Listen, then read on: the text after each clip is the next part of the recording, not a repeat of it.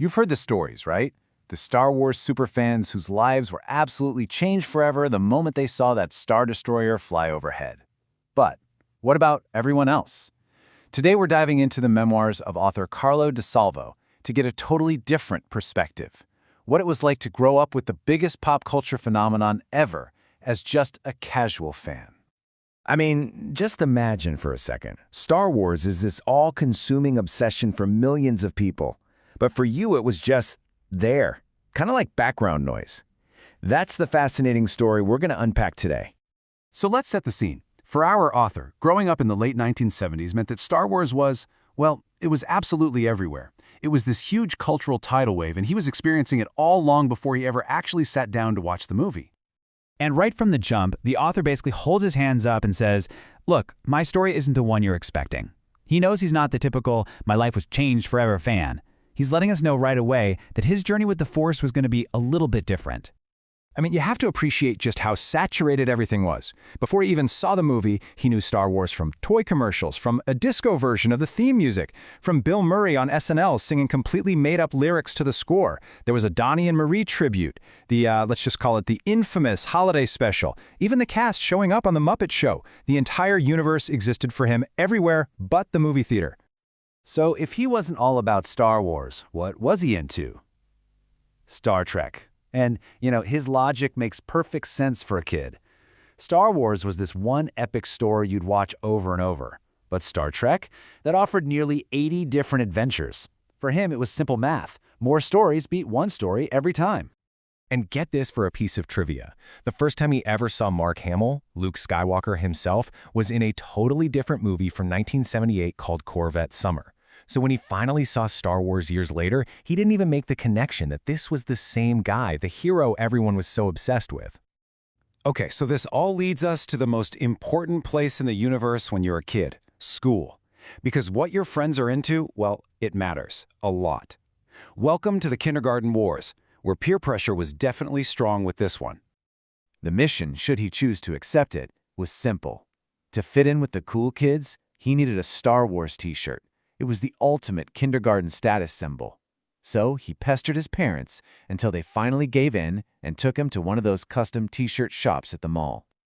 So there he is, in the shop, surrounded by iron-on transfers of Darth Vader and R2-D2, and what does he pick?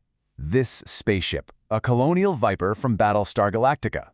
His parents, the store owner, they all tried to tell him, hey kid, that's not Star Wars, but he didn't care. He just thought it was a cool-looking ship, and that was that.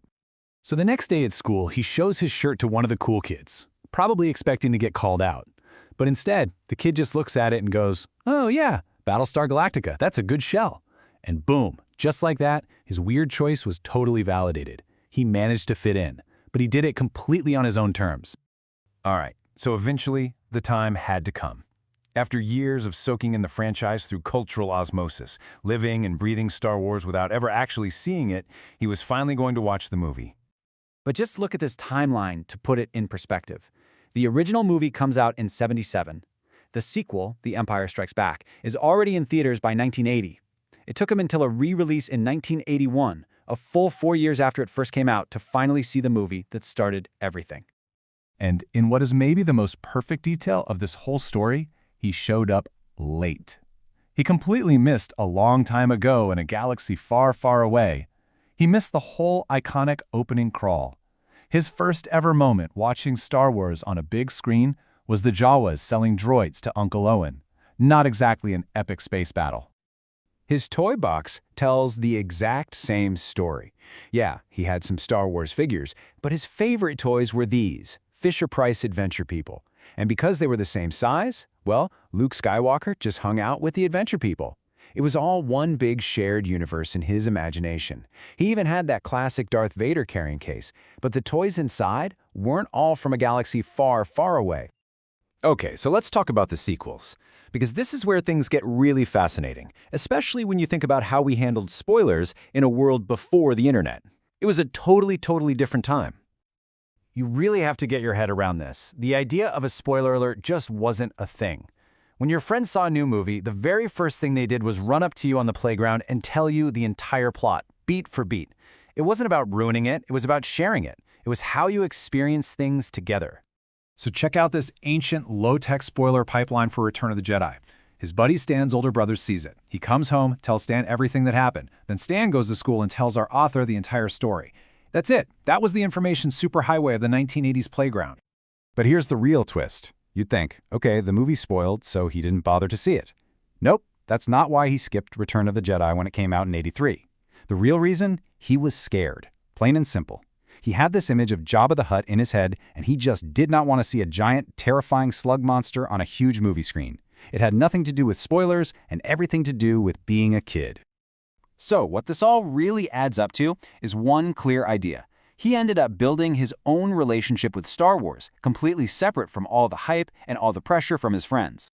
And so, by 1985, when he was 10 years old, he'd gotten over a lot of that anxiety about scary movie monsters. He was finally ready. 2 full years after it came out, he went and saw Return of the Jedi. Not because he was supposed to, but because he wanted to. And this quote right here, it just sums up everything perfectly.